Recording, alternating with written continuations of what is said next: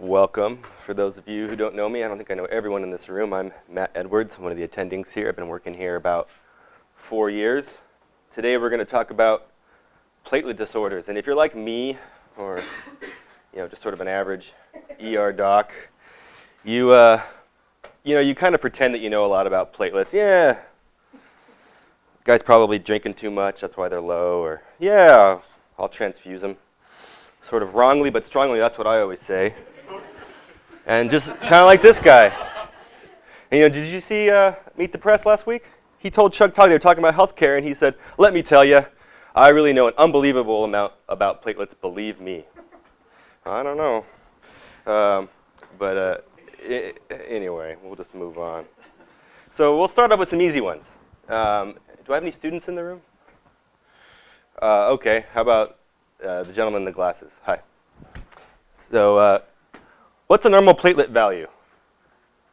What's that? 100 to 300. 100 to 300. Okay. Well, no, but that's okay. It's 150 to 450. So anything below 150 is actually technically thrombocytopenia. We see it all the time, and probably most of the time we don't even notice it. The only reason why most of us know it is because we look at it a lot of times every single day, but I didn't know that number until Yeah. probably right now. Yeah, that's true. And then this picture over here, these are activated platelets. You can tell that they're activated because they have these dendrites, right? They're all sticky fingers out there looking for other platelets to hold on to. So the next medical student, hi, what's your name? Emily. Okay, Emily. So if you had to explain to, a seventh grader what platelets did, what their function was, how they work, what would you say? If they clot your blood, that's pretty good. They also, we think, are involved in some immune function. This is an electron microscope here on stage right, which shows a platelet sticking to both a red blood cell and to a lymphocyte. So a lot of research is going into that, apparently. So if you remember, but what happens is there's a cut in the skin, and that exposes tissue factor and collagen and von Willebrand's factor. So there's your platelets. They see a little break in the endothelium. On the collagen fibers are things like von Willebrand factor and tissue factor.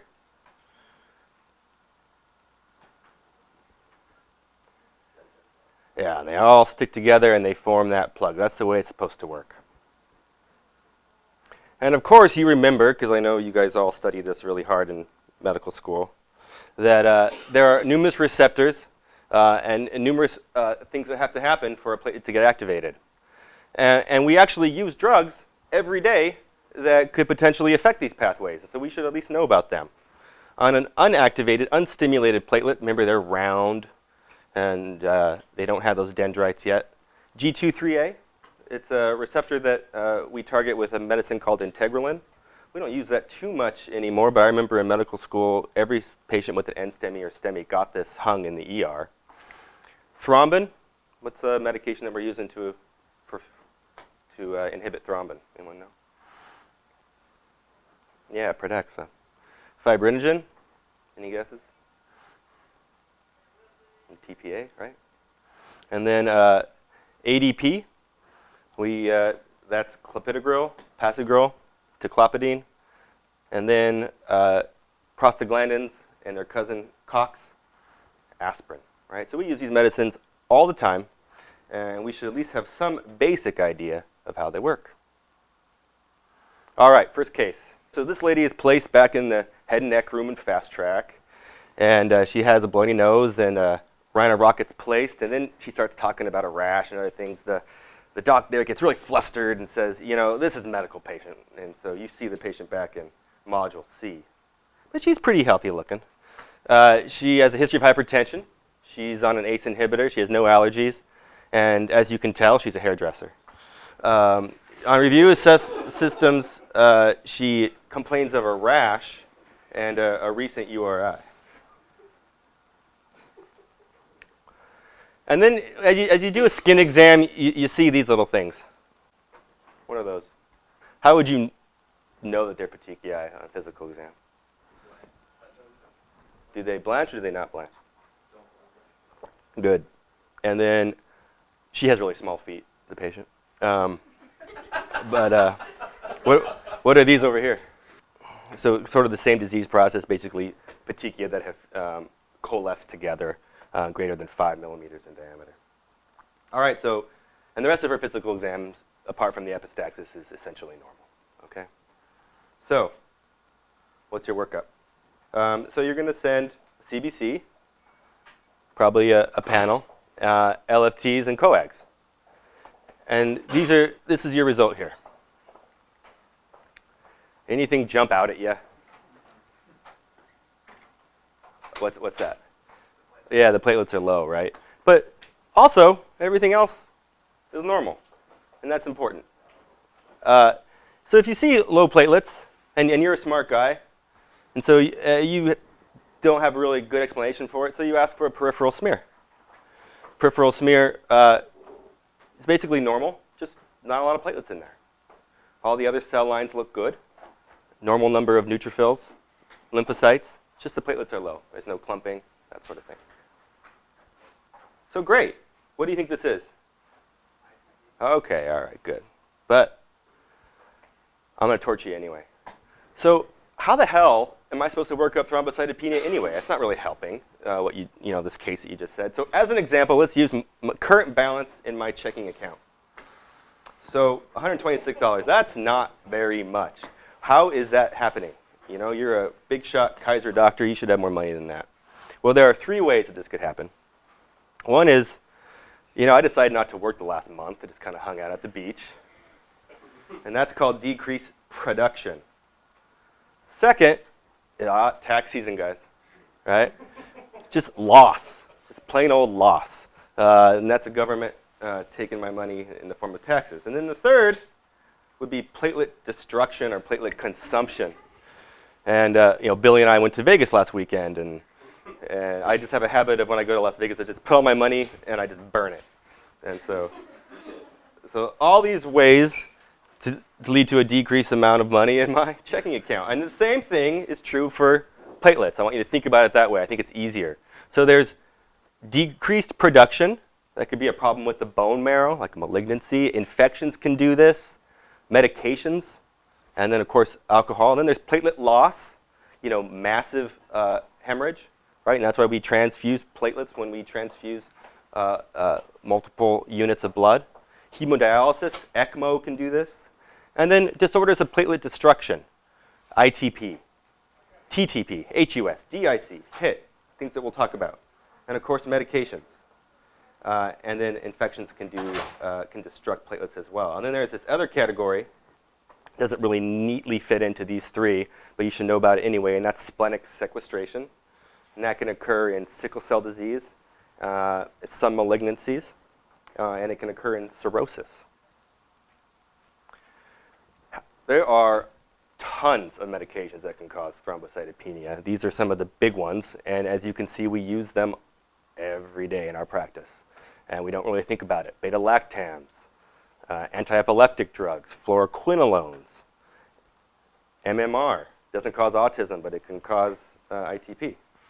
Phenytoin, sulfonamides, NSAIDs. Are you kidding me? DIG. So just be aware of that and consider it when you're trying to work up the disease. So back to our case. Pretty healthy lady, low platelets, normal smear apart from the low platelets. And then this is something that Titinelli and Up to Date and some other texts really hit on. Is you want to work up HIV and hepatitis C because they're common causes, and you can actually see low platelets early on in the courses of those diseases. And obviously you want to see if she's pregnant. And if you do all those things, you rule out all the other causes, then it's ITP. What does ITP stand for? Immune thrombocytopenia. I thought it stood for idiopathic thrombocytopenia purpura. So you changed the name on me, but you left the acronym the same? It's not fair. Oh, he tweeted this to Anderson Cooper the other day. ITP used to stand for idiopathic thrombocytopenia purpura, but now it stands for immune thrombocytopenia, of which there are 2 kinds, primary and secondary. So primary ITP is kind of the idiopathic version. ITP without a clear proximate cause. A lot of times these guys will have an antecedent viral infection, something like that. Secondary ITP is associated with another condition. Again, HIV, hepatitis C, lupus. And then the drug-induced ITP, which is a medication-induced immune destruction. And again, this is a diagnosis of exclusion, right? So you have to consider all the other potentially very bad causes of thrombocytopenia before you call it this. What's the pathophysiology here? Well, an antigenic epitope is present in the plasma, and antibodies are made toward that. That could be a virus, that could be a medication. Those epitopes are similar to those seen on platelets, and then you have an autoimmune response. So the antibodies bind to the platelets. Things like macrophages see that, and they get rid of the platelets. The platelets that are present in the serum are actually quite effective. It's not like they're non-functional. And so in general, you're not going to see major life-threatening bleeding with this disease. ITP management is going to vary depending on the case, what text you read, and what hematologist you talk to. And so I don't want to be real dogmatic about this. So bottom line is I would get on the phone with your hematologist and see what they want to do. A lot of times they're going to start corticosteroids, and it's a prolonged course. It's not a 5-day COPD exacerbation sort of thing. If it's really bad, they're going to think about IVIG. And you're not going to want to transfuse these guys unless there's major bleeding, because the platelets are just going to be destroyed, right? And if you do have to transfuse them, it's really for a platelet count less than 10,000. They're going to go to the operating room.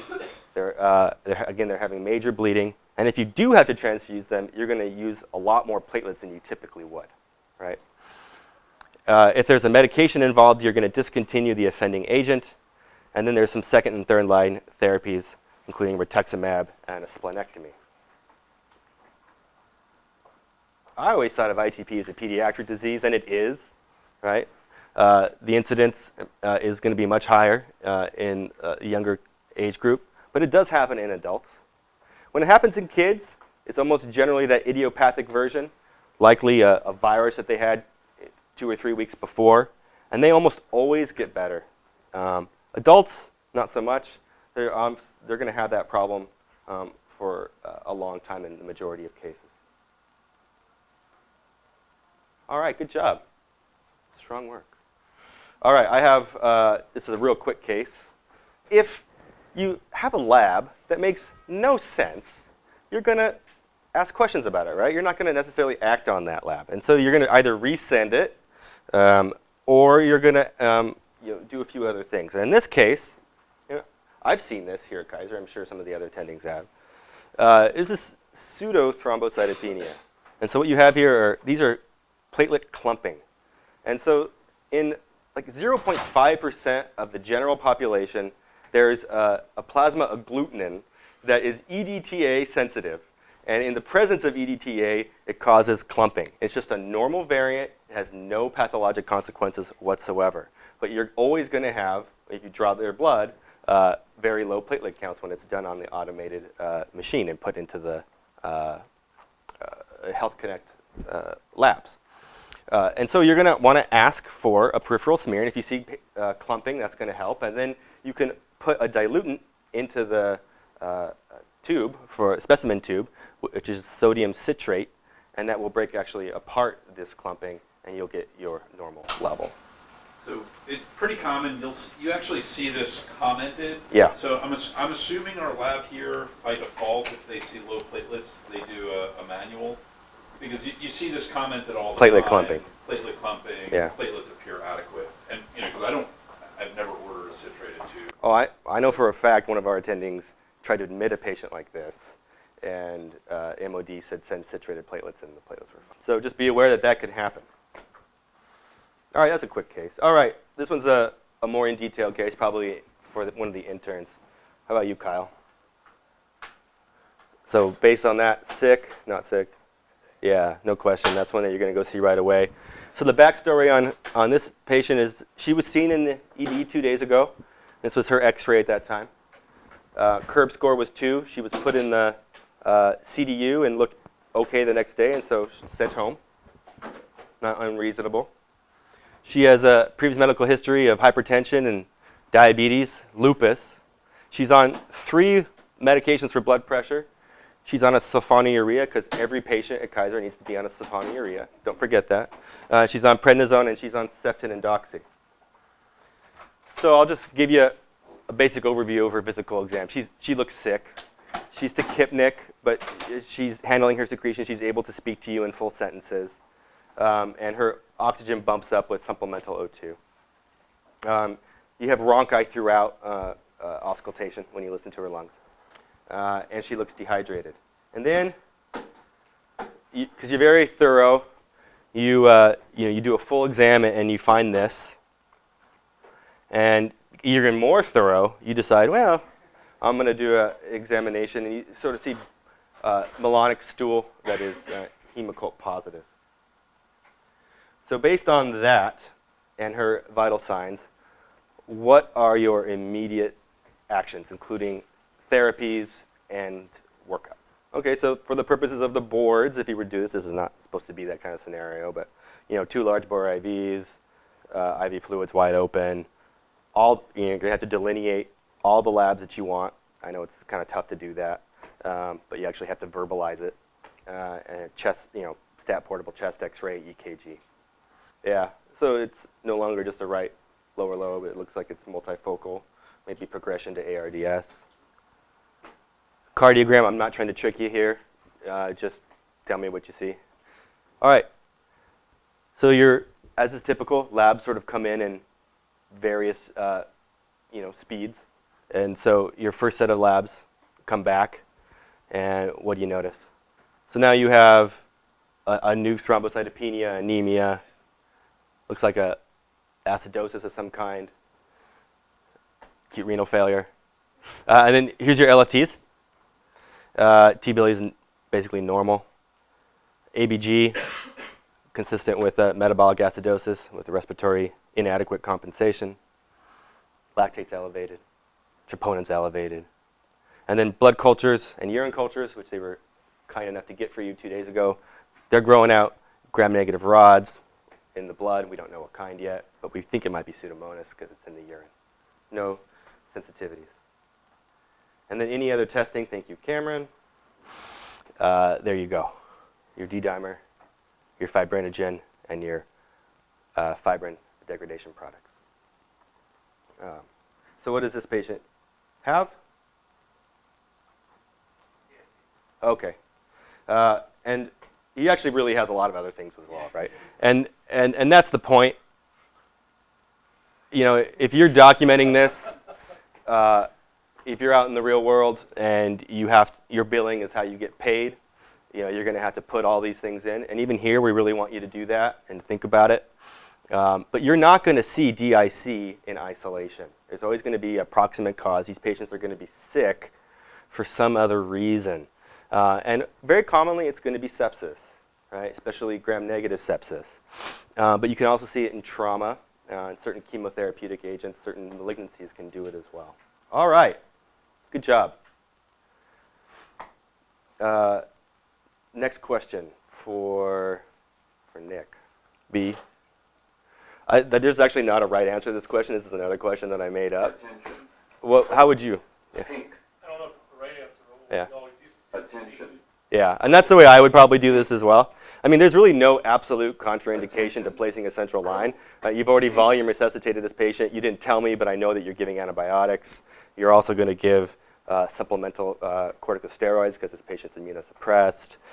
But the patient needs pressors to get her blood pressure up. She's still hypotensive. But also, you're concerned, right? Platelets are 20. Right? INR is 1.9. So I think that my approach would probably be to try to get the most bang for your buck time-wise and do them both at the same time if you can. Go for what? Oh, femoral? Yeah, if you're worried about bleeding, yeah, you probably want to, if you can avoid the neck or really the subclavian, there's really no way to put pressure there. you know, there's risks involved with femoral access as well. I certainly have put in IJs in patients with high INRs. Yeah, I mean, with ultrasound, it makes it a lot easier. You still have to be very careful, but if the patient needs a line, they need a line. And with ultrasound, it's just a lot safer now. Yeah, I think if I were going blind, I'd go in the groin primarily. If you're using ultrasound, I mean, you should have I would go for the biggest target. Yeah, I would use ultrasound and the IJ, the femoral, look everywhere, and where is it going to be the direct, where's the artery in the vein, the furthest away, and the closest shot, and that's how you make your call. Yeah, but not subclavian, right? We all can agree on that. And then, so if this patient actually wasn't bleeding and they just had the platelet abnormality and the INR, you know, technically by the book, like if you're in the if you're doing a central line on a patient for other reasons, they're not bleeding. If you look at the literature, they're suggesting greater than 20,000, you don't actually have to transfuse. Okay. In this case, the patient has melena, they're actively bleeding. That's a different story. You want it greater than 50,000, right? Would you back me up on that, Steve? Okay. And then your INR, you're going to want to correct. FFP will get you to probably about 1.5, 1.6 vitamin K. You can consider cryo, which has fibrinogen in it. Okay. So what's the pathophys of DIC? Well, again, there's some sort of underlying stimulus, and then you just get massive whole body expression of tissue factor and von Willebrand's factor through vessel endothelial damage. Platelets get consumed, coagulation factors get consumed, fibrin degradation products go up as the body breaks down the fibrin clots. And so you have two problems. You have bleeding, and then you have thrombosis. In general, if you see this in a septic patient, you're going to see more of the bleeding part, not so much the thrombosis. So you're going to want to treat the underlying cause. Again, we talked about how to correct the coagulopathy.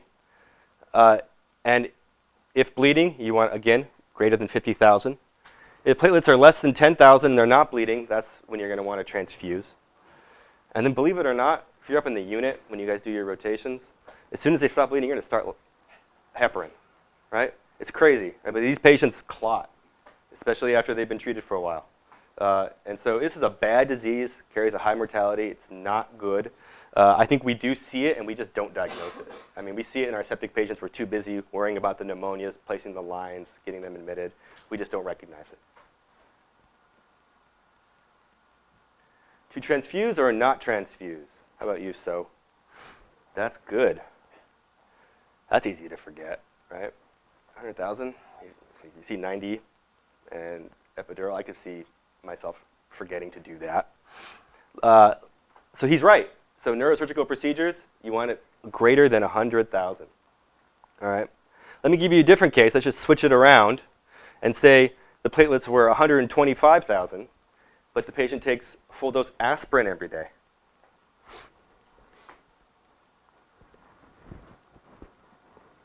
What now?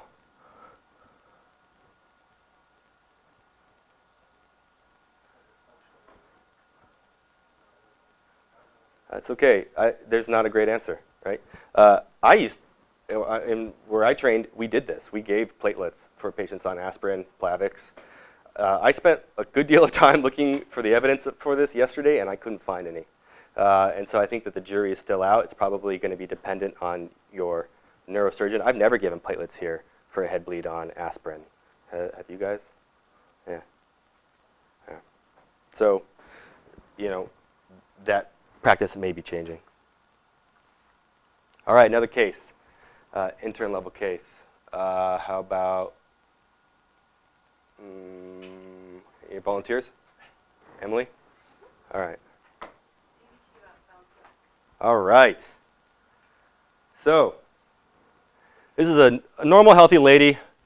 She takes birth control, and then last week you saw her, and you diagnosed femoral DVT, and you started her on low molecular weight heparin and Pradaxa. Why did we do that bridge with Pradaxa, Matt Silver? That's the way the study was run, not because we actually have to. No, New England Journal. Yeah. Because they wanted to keep the two arms the same. Does that make sense to you guys? Right? Yeah, not really, but you can see why they did that because you actually do have to make a bridge with Coumadin. So I guess we'll have to figure out if that's actually relevant or not. We need to use a low molecular weight heparin. And now the patient has painful gangrenous lesions at the site of her injections. Here are her labs. This is a quick case. You can see that her platelets are a little low. Her kidney function's bumped a bit. Coags or INR is normal, but PTP is elevated like you would expect. And then she says, my foot hurts. And you find a cold, pale foot. You can't find pulse. You send them to the lab. ABI is 0.1. What's ABI? Right. And toe pressure is 0. I think, what do you think this patient has in terms of her foot? Yeah. And then in terms of her hematology, why would she have an arterial blood clot when she's got low platelets and you started her on heparin? That doesn't make any sense.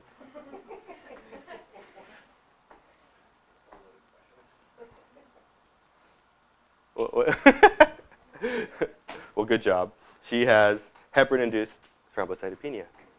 And you're going to see this probably more on the floors, on the ICU, and that's because it's more common in patients who are receiving unfractionated heparin as opposed to patients who are receiving low molecular weight heparin, which is typically what we're seeing, right? The pathophysiology is platelets express this protein called platelet factor 4. Heparin binds to that protein and induces a conformational change.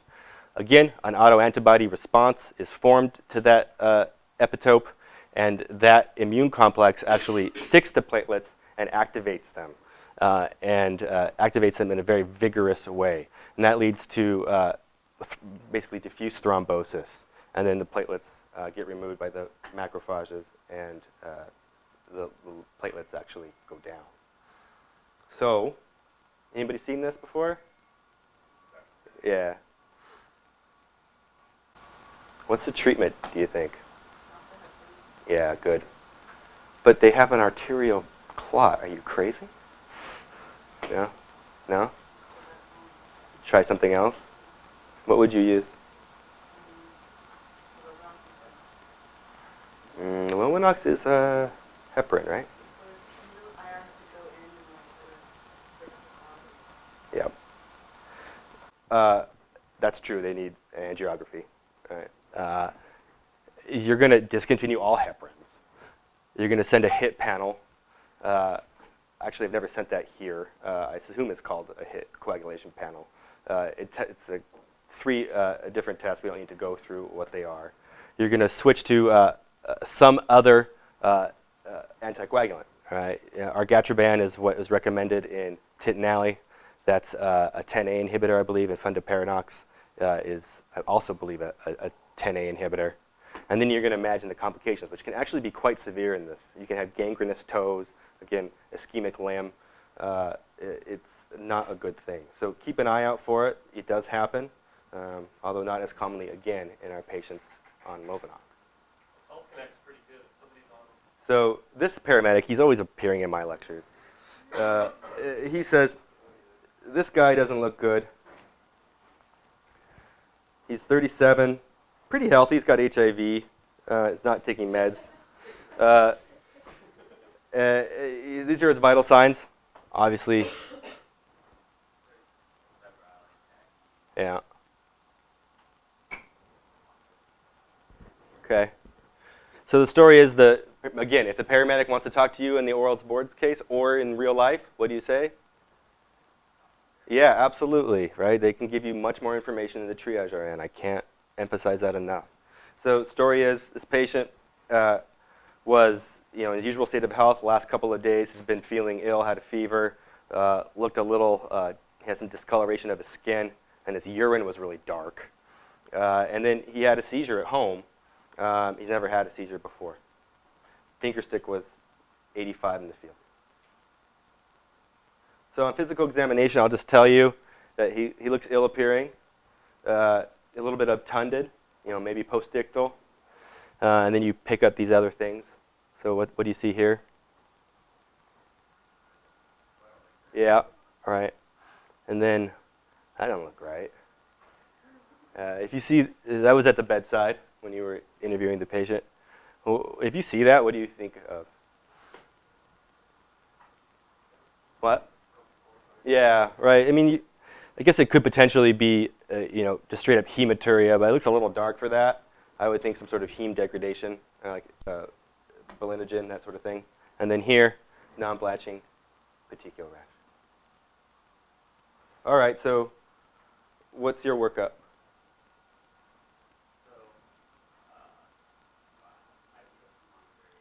Okay. Oh, shit. He's seizing. Okay, fine. What are you going to use to intubate him?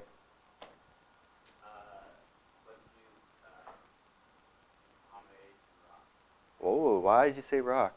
Why not sucks? Good job. That is easy to forget, right? Did everyone understand that? Yeah. So life-threatening hyperkalemia can happen with succinylcholine. This patient's seizing. You could have a rhabdo. You don't know. You don't know what his K is. Okay. You started on Keppra or Dilantin, some other anti-epileptic drug. Good. You controlled his airway. Now you can tell me more about his plan. What do you want to do? Fair enough. Maybe a CK. You didn't say anything about imaging. Yeah, first time seizure. What is this guy at risk for intracranially? PET CT is read as normal. Here's your ancillary data coming through in spurts, as it always does. LFTs are bumped with a T-billy of 6.2. It's mostly indirect. Lactate's 4.5, his CK's 1300, BMP trope, and whatever. And then his UA, positive hemoglobin on the dip, but no red blood cells on the micro. What's that? Right, good job. Everyone understand that as well? That's classic on the boards. You're going to see that question on the boards. And then you get this call from the hematologist. I was down in the path lab, and they asked me to take a look at this. I see, what's going on with this patient? I'm seeing helmet cells and schistocytes. What do you think's going on? Oh, right. TTP? That's like 1 in a million, right? Okay. That makes sense to me, and you were right. Good job.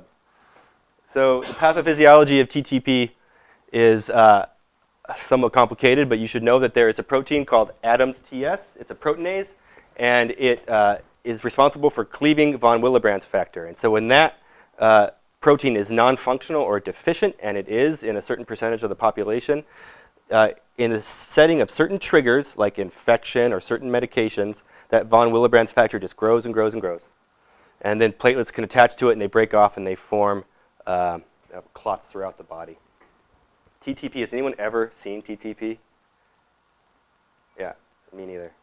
This is one that should keep you up at night because the mortality untreated is 80%, and with treatment, it's considerably lower. It's like less than 5. And patients generally do quite well. There's that typical pentad, CNS dysfunction. MAHA, what's that? Good. Fever, renal involvement, and thrombocytopenia. Oh, that's easy, just 5 things. If I see that, I'm not going to miss that, right? Well, it turns out that only 5% of patients with this disease have all these 5 things, right? So, this is scary, I think. This is a true emergency. It's not very common. You might see it once in a career, if that. I would say this would be easy to miss. Triggers include HIV. Generally, when the CD4 count goes from an HIV level to an AIDS level, so less than 200. Flu vaccine can cause this. Pancreatitis and fluoroquinolones are known to do that. What's the treatment? Yeah, good. And patients do quite well. They may have recurrence, but that recurrence tends to be less severe. That's true. By the way, one thing I didn't point out is his coags are normal. And so if you see this on a boards question and the question is DIC versus TTP, that's going to be your tell, okay? So the coags are going to be normal in TTP. They're not going to be normal in DIC. So that is it. Thank you very much.